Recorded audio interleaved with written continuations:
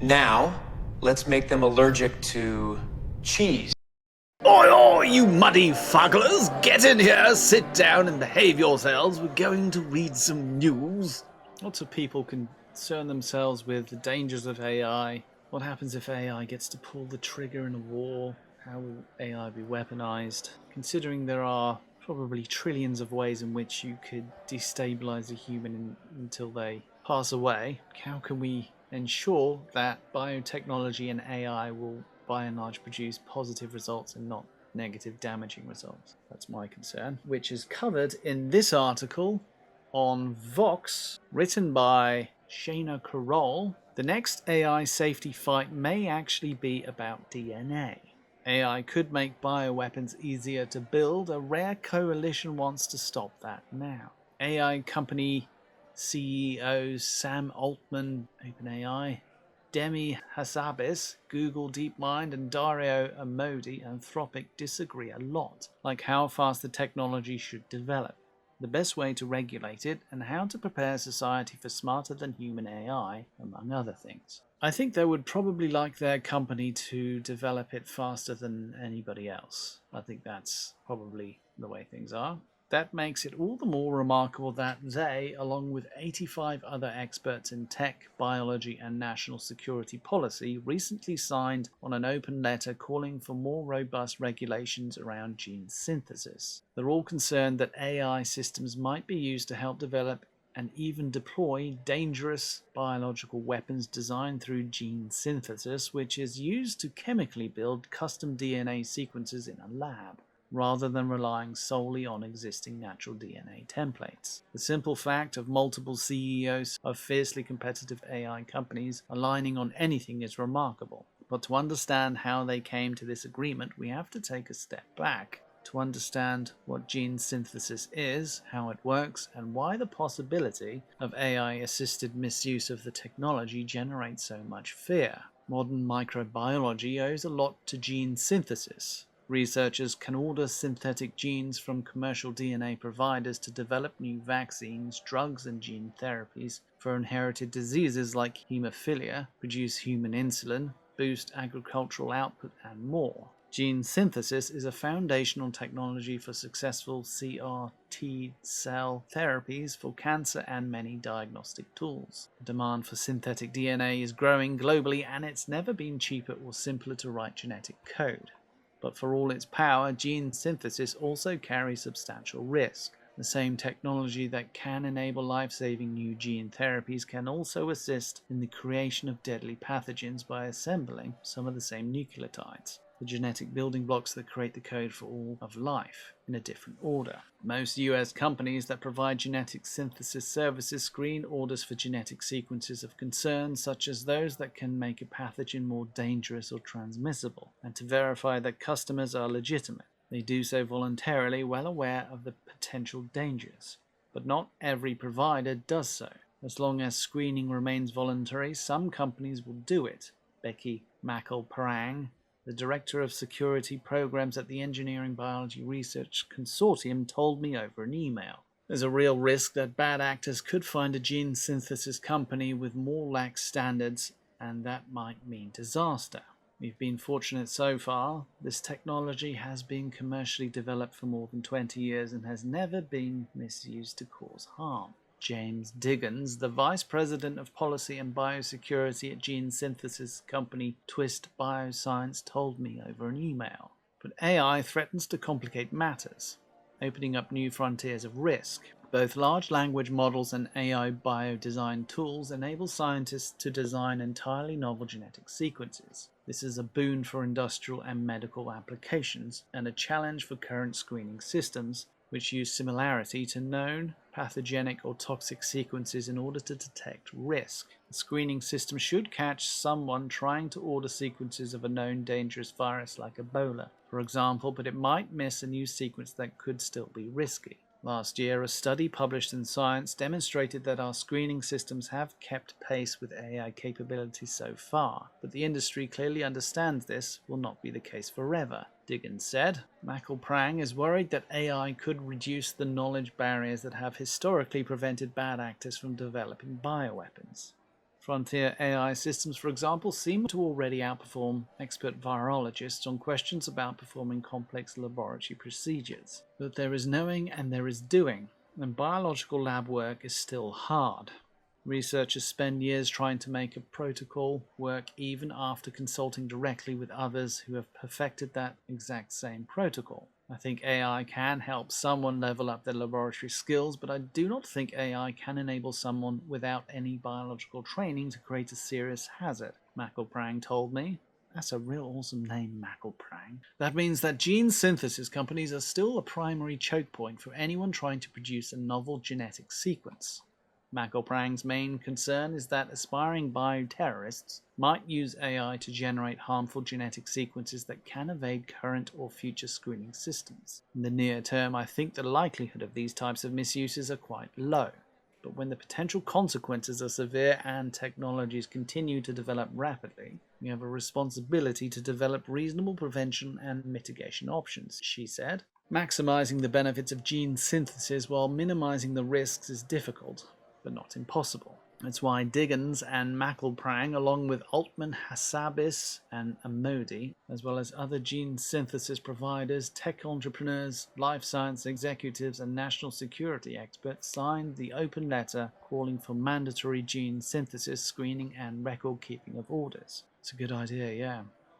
Co-organized by the think tanks Institute for Progress and the Foundation for American Innovation, the open letter also calls for providers to record synthesis orders and sequence data to support biosecurity investigations so that any threat that might evade initial screening can be traced back to its source. Awareness of traceability itself deters misuse. This would ideally address McElprang's concern that AI might eventually help bad actors evade existing screening protocols. It could also help prevent another pandemic. Screening every DNA synthesis order before it's manufactured is the kind of unglamorous, common-sense step that prevents a much bigger problem later.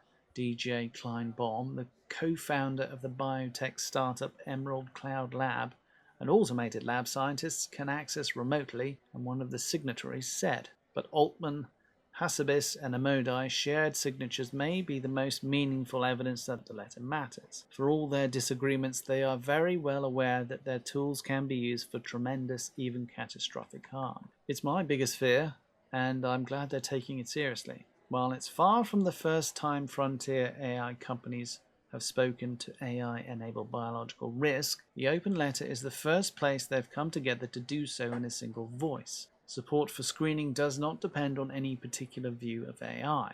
The letter reads, "This is a rare moment of agreement across stakeholders that are often at odds. The letter calls for Congress to act now.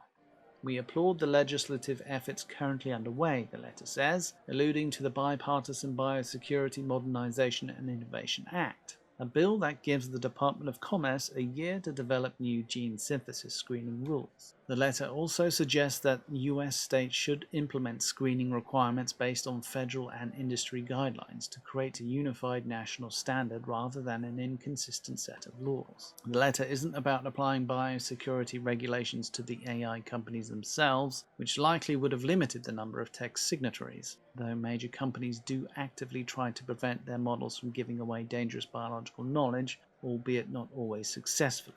Focusing on screening is tractable, has the buy-in of several gene synthesis providers, and provides a concrete example of how AI can lower the barrier to doing both great and terrible things. And of course, it's ultimately something a human being has to do at this point. The AI companies are actively thinking about the catastrophic risks that their technologies might enable.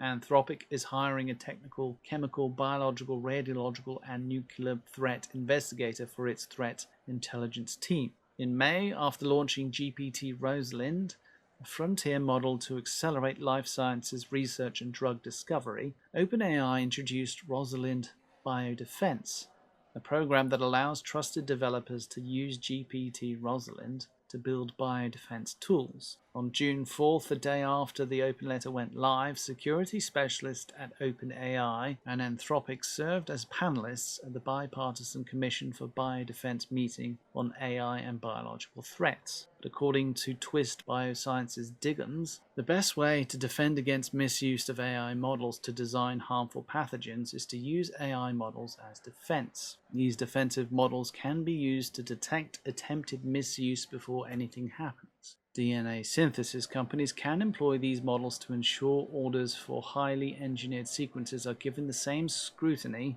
and evaluation as other orders for naturally occurring sequences. Gene synthesis companies have to agree to have their orders screened not just against a list of sequences, but by an AI that people agree is smart enough to recognize and thwart an adversary who's trying to build a deadly pathogen. David Horsler, the scientific director of the UC Santa Cruz Genomics Institute and a signatory of the open letter, told me. The good news is that this work is already underway. Last year, I reported that OpenAI provided $30 million in seed funding to biodefense startup Valthos, which develops frontier AI systems to detect biological threats and create medical countermeasures. Valthos's co-founder, Kathleen McCone, signed the open letter. In September 2025, the Coalition for Epidemic Preparedness Innovations and philanthropic non-profit Sentinel Bio created the Pandemic Preparedness Engine AI platform, sometimes referred to simply as the Engine. They're taking a biosecurity by design approach, considering biosecurity risks from the outset. This includes a multi-layered approach to biosecurity, from protecting biosecurity sensitive data needed to train the AI to carefully managing who has access to the engine and monitoring how they use it. Interesting, yeah, they're surveilling people using it, which is what I would expect will be a requirement going down the road for accessing much more capable AI systems. I mean, you're not going to touch super intelligent AI without surveillance going on. That's just not going to happen. So when that comes, I expect that to be a pretty hefty requirement. Sarah Carter, a biosecurity consultant at CEPI, told me over an email. Users of the Pandemic Preparedness Engine would use AI prompts to interact with the system, similar to how people use consumer platforms.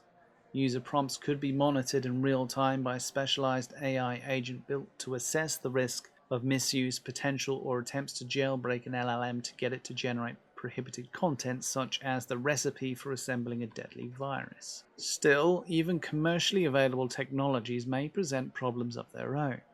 This week, Anthropic launched Claude Fable 5, a version of its highly powerful and restricted Mythos model that the company has aimed to make safe for public use. Claude automatically stops use of Fable if it detects requests involving cybersecurity, biology, chemistry, or distillation, attempting to extract Claude's capabilities to train competing AI models, shunting those requests to a less powerful model. Users have complained that trying to discuss biology for legitimate purposes with Fable 5 results in the model refusing to engage or defaulting to less capable models instead. The Fable example shows that it's possible to overcorrect, limiting the potential upside of using AI for the life sciences. This is very interesting that they are using so much security for Fable 5.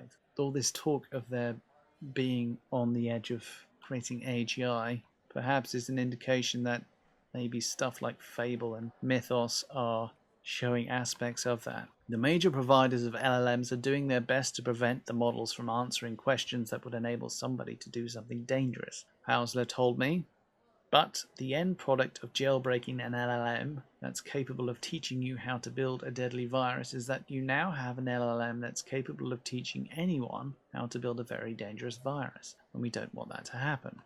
No. It's here that the letter's signatories hope they can stop a still simmering problem before it comes to a full boil. Mandatory synthesis screening is the rare case where a threat is clearly visible and substantial prevention clearly achievable before any crisis has occurred, said Richard Danzig, a national security expert who served as the 71st Secretary of the Navy under former President Bill Clinton. Opportunities to act in advance are unusual in this field. I think we should take this one. Exactly, yeah. So this is another example of a growing requirement for a multi-tiered access to AI based upon its competence. And mentioning one of the anthropic models was dropping down its competence to a lower model when asked questions about biology. It's a very, very complex issue, so being able to access unfiltered version is obviously going to be useful to people who perhaps are studying biology or are involved in research. So you wouldn't want that particular Claude model to always defer to a less capable version. So there'd have to be some understanding of the intent of the user and the dangerousness of the result. So I wonder if we're going to have some kind of license required to access higher tiers of intelligence, maybe. That would be one way to go forward, I think. And that would come with a requirement for increased surveillance, would be my guess, which is also mentioned in this article. So that's very interesting how that's all falling into place. But that is it for now. Make sure you hit that like button if you indeed like me. It's very helpful. You can also follow me wherever you're at. But that is it for now. And the only thing I have left to say is Pigwig out. Oink, oinkity, snort, snuffle, snuffle, squee, oink, oink, wee, squeal, snort, snort, oinkity, squee. Oink, oink, oink, squee, squee, wee, wee, wee, snuffle, snort, squeal, squeal, oinky, oink, snort, snort, squee, oink, oink, oink, oink, oink, oink, wee, wee, wee, wee, oh. Snort, snuffle, oink, squee, squeal, wee, snort, oinky, oinkity, oink, oink, snuffle, wee, squee, snort, oink, squeal. Oink, oink, oink, oink, squee, squee, wee, wee, wee, snuffle, snort, squeal, squeal, oinky, oink, snort, snort, squee, oink, oink, oink, oink, oink, oink, wee, wee, wee, wee, oh. Oink, oinkity, snort, snuffle, snuffle, squee, oinkity, oink, oink, snuffle, wee, squee, snort, oink, squeal. Oink, oink, oink, oink, squee, squee, wee, wee, wee, snuffle, snort, squeal, squeal, oinky, oink, snort, snort, squee, oink, oink, oink, oink, oink, oink, wee, wee, wee, wee, oh. Squeal, squeal.